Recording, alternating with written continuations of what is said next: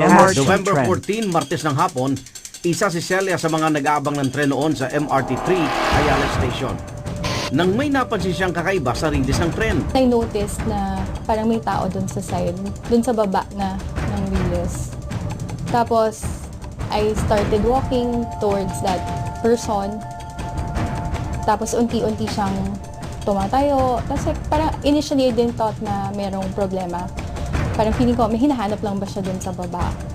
And then, when I walked towards her na, bigla may nag-shout na, Kuya Guard, tulungan mo si ate. Ang babaeng pasahero na nakita ni Celia sa Riles ay si Angeline Fernando. Sa kuha ng CCTV camera, makikita ang pagkahulog ni Angeline mula sa platform.